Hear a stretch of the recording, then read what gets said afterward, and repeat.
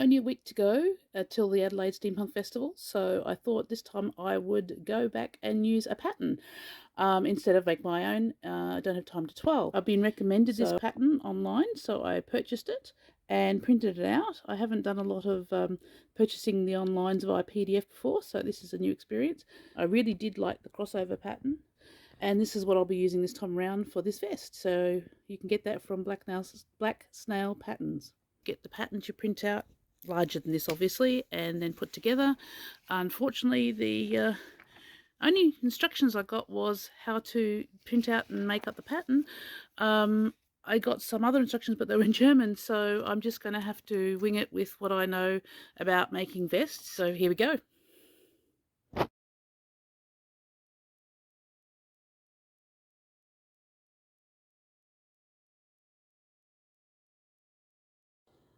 Okay, this project's been a secret for a little while, but now I'm going to do one of the reveals, and here it is.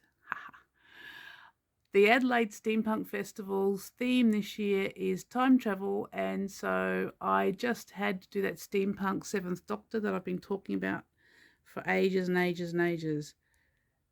I managed to find this material on Spoonflower, so I'm going to make that pattern into a 7th Doctor waistcoat with the material that's used for his vest, his knitted vest, because I can't knit.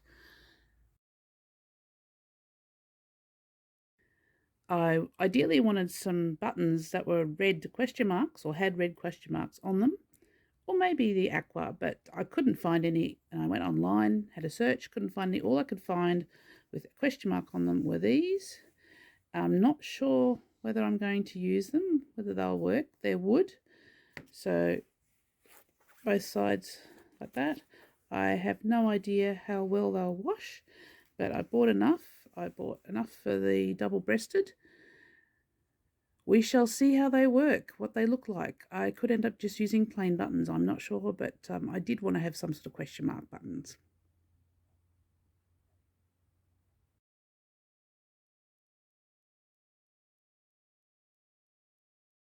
So I've downloaded the PDF and printed it out, and I now have the instructions in English.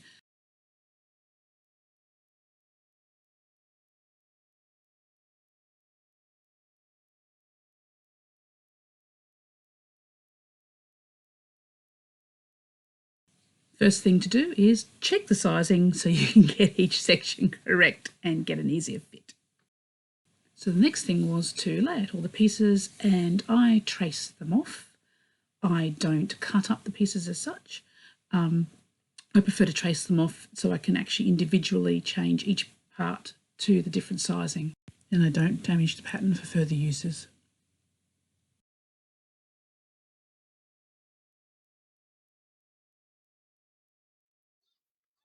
Now, some of you may have realised I just traced out the wrong part. That was for the other view that goes all way up to the neck.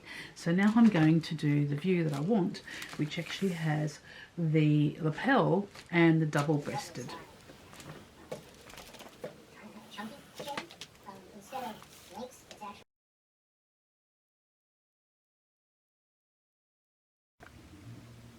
I use a 1.5 centimetre seam, because I'm Australian, I suppose. I think the pattern had a 5/8 of an inch seam, which is close enough to 1.5 centimetres, so I'm using that one.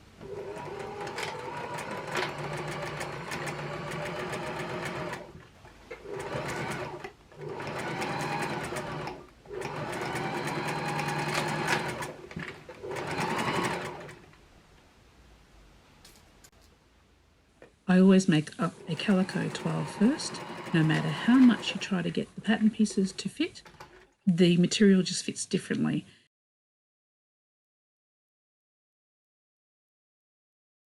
First fitting, and it wasn't quite fitting right around the middle, so I decided to readjust the seams and make them 1 centimetre at the bottom,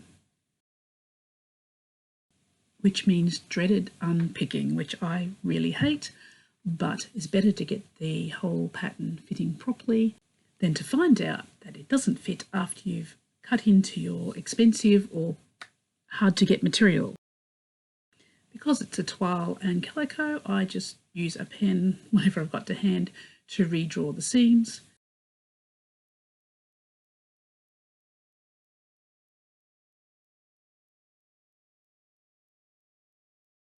And then I readjust the pattern.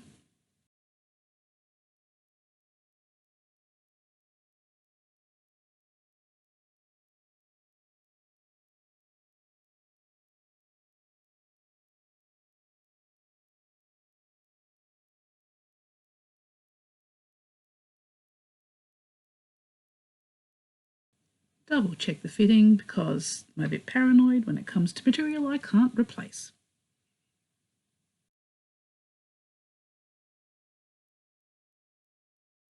Then once I'm happy with everything, I redraw the pattern and add in the side seams again, and of course cut it out.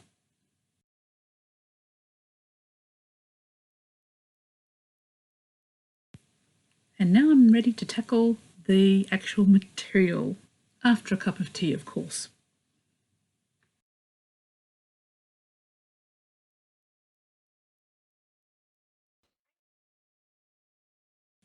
First step is to iron everything. Iron the outside material with the pattern, iron the lining, iron the back part, and iron the interfacing. I'm actually using cotton duck for lining the front of the waistcoat to make it stiffer.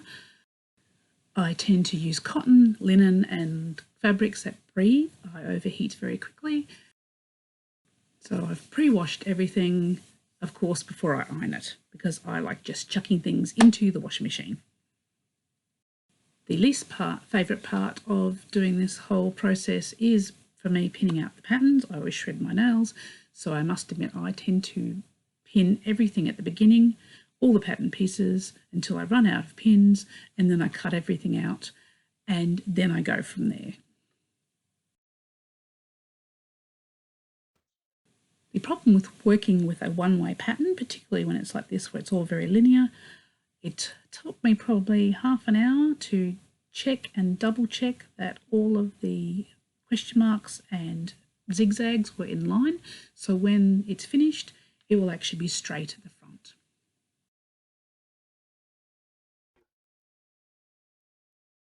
When I've double checked everything, and of course no cutting after midnight, then I actually cut out the pattern pieces.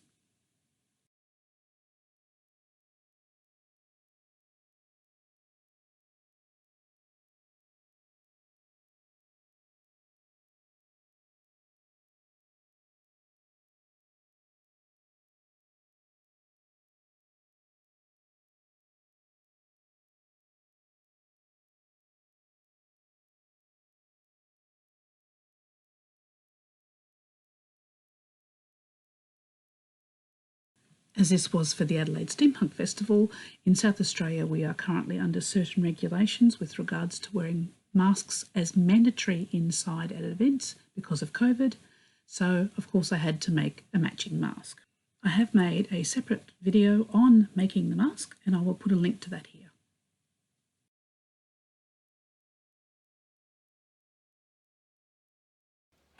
As I mentioned previously, I'm putting a lining on the front to make the waistcoat area stiffer, and of course on the flap for the welt pocket, and I'm using cotton duck.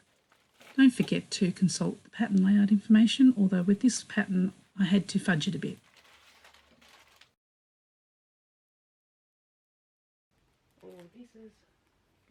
And this is what all the layers look like. The welt pocket, lining and flap.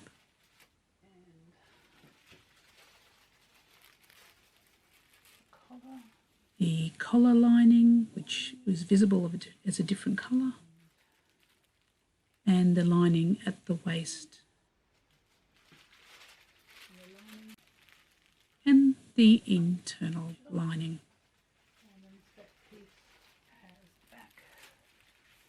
Front and back. And finally, the belt to adjust the back of the waistcoat.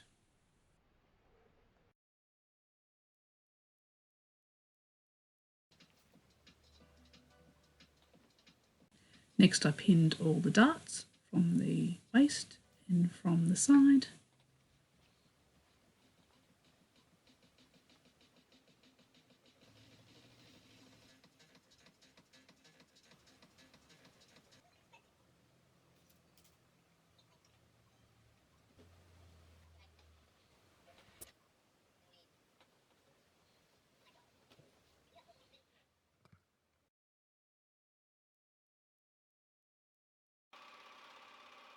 Before sewing all the pattern pieces together, I overlock the edges. Sometimes I forget the overlocker and I just use zigzag on the machine. But I thought this time I wanted to get everything as flat as possible, so I've overlocked it.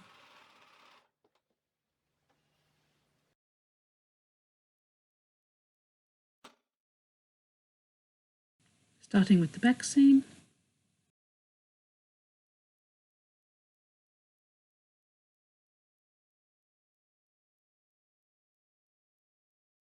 And the back darts. I must apologise, the battery went out of the camera and I forgot to take another photo of the back section, so I'll explain it just quickly. The next thing is to get the back lining and the back waistcoat piece, pin right sides together and sew at the armholes and the bottom of the waistcoat back, turn inside out, and then you've got the back section.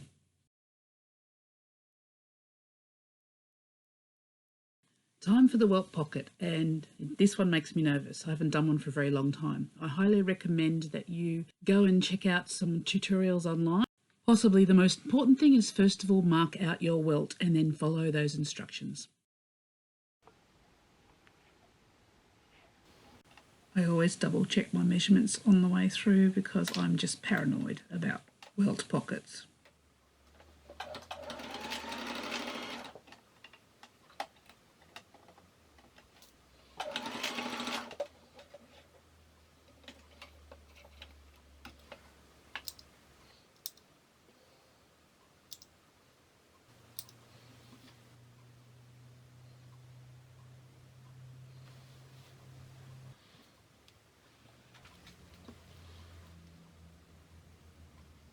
Again, double check those measurements and mark everything out on this welt pocket.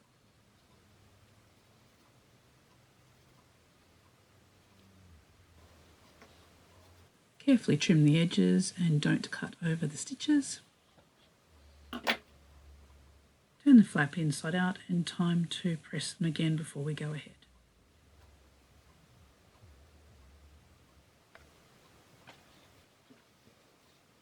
I've hand basted the back of the welt to the interfacing because it wasn't the adhesive type.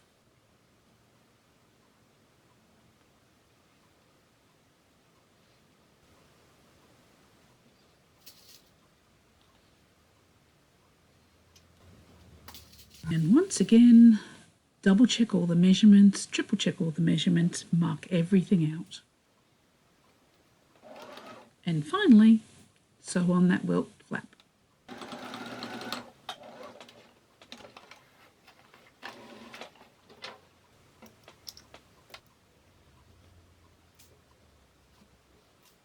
Use those instructions to sew on the pocket on the inside and then turn it inside out and flatten and iron. And it should look something like this. Okay.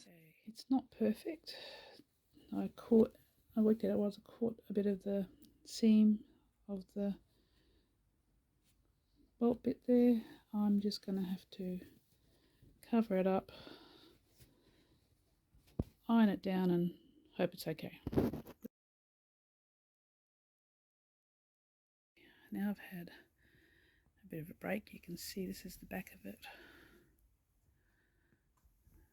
Still a bit messy, but I'm a bit happier now because I can actually make this look okay from the front, and I'm just going to sew some stitches down the side to hold that in place. Hopefully make it look pretty, but I think I can actually use it. I used silk thread to embroider over the edges, and now it's all done.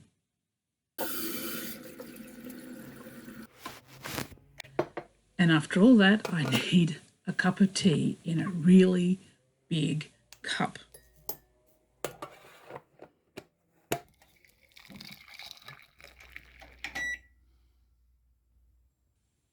And of course, some chocolate cake.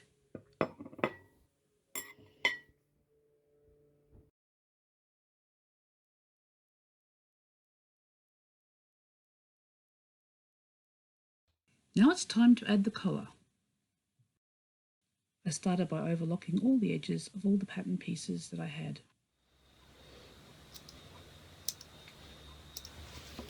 Starting with the collar lining, I pinned the pieces together.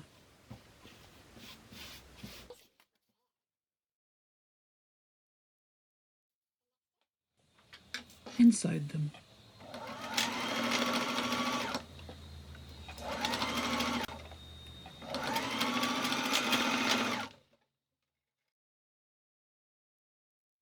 Don't forget to iron them flat, so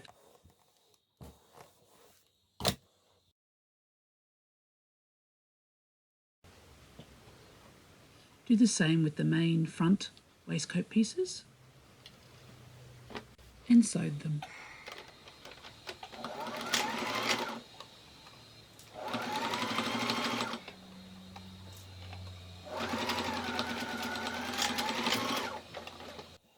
Iron them as well to keep everything nice and flat. And now we can actually pin the lining. Don't forget, right sides together.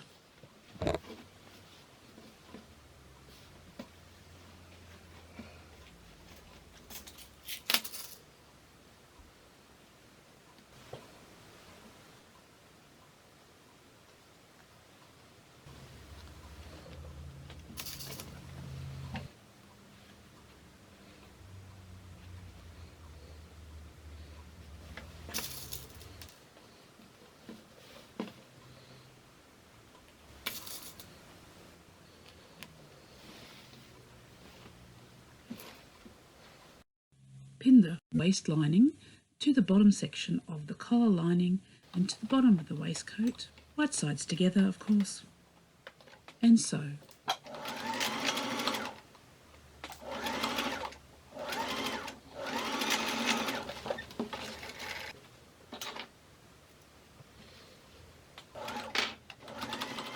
Then sew around the edges all the way around the waist lining and the collar lining.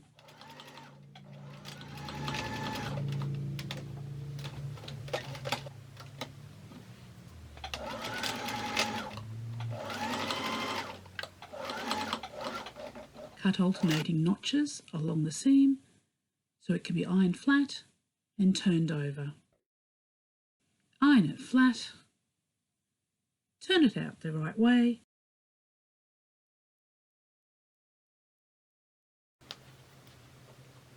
now for the collar, and don't forget to mark up the points on the pattern so you know where you need to stop sewing to be able to turn the collar correctly.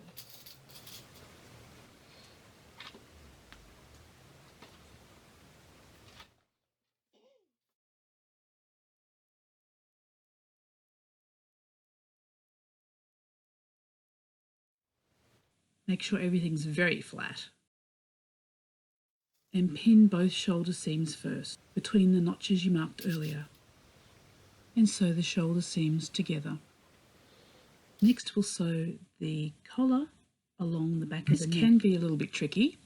You've got to cut notches at the end of each shoulder seam where it joins the back of the neck. Be very careful you don't cut through the threads.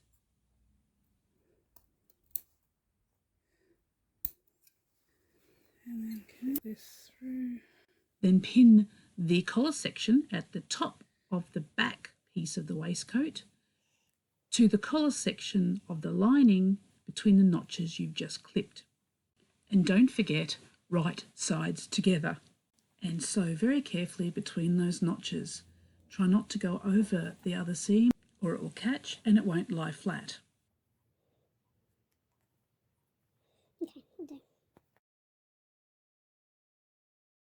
So what happens is when you blindly follow someone else's instructions on a video, so please check mine as well. Because I made a boo-boo, I put all of these in together. Now I've had to unpick this precarious bit all along here.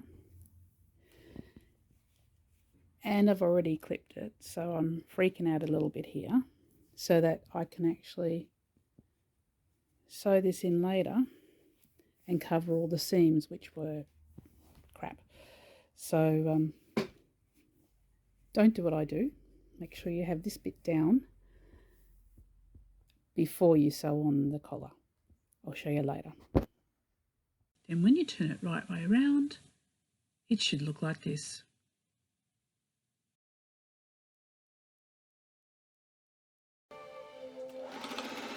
Now is a good time to make up your bands for the back of the waistcoat, because they'll need to be slipped into the side seams when we get to the next part.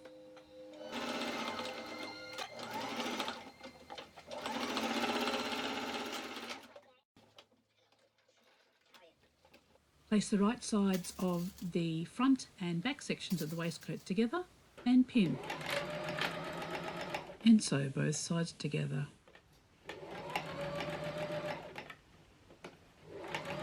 The seams will look like this, and you can see the tab from the waistcoat bands. Turn the waistcoat right side out and it should look like this in the front and the back.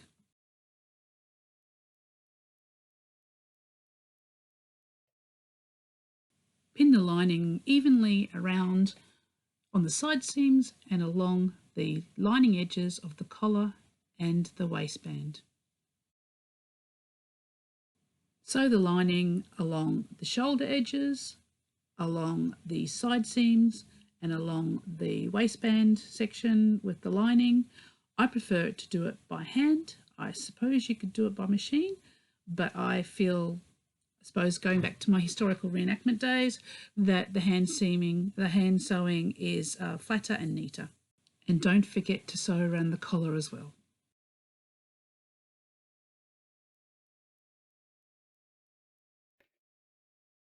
There's different ways to mark the buttonholes. In this case, I used a running stitch with a visible thread.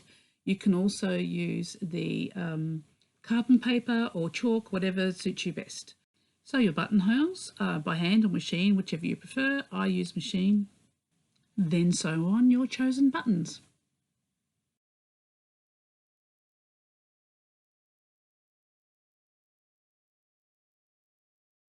I always say accessories are a big thing, so I wanted to make a chatelaine for this one to hang off my belt. So I've got some TARDIS keys I've collected, and I've got a fob watch, which is the one where John Smith kept his Time Lordiness, I suppose you call it. And I've got this little magnifying glass, well, just because I like magnifying glasses. I was hoping to put them off the end of an octopus, which I had, but I can't find that, so I'm just having to stick them on all these things here. On a ring chatelaine at the moment, but I'm trying to find that octopus at the moment. It's buried somewhere among the things.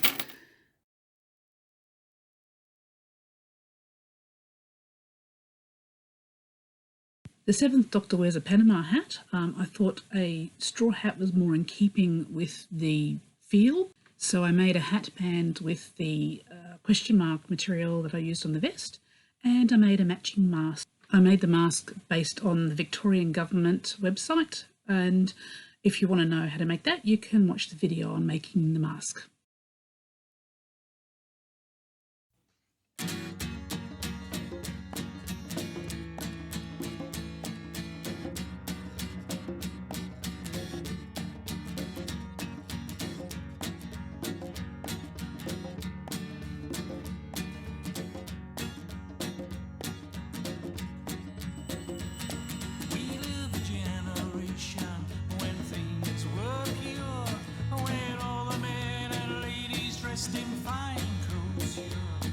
We entertain each other with music of our choice.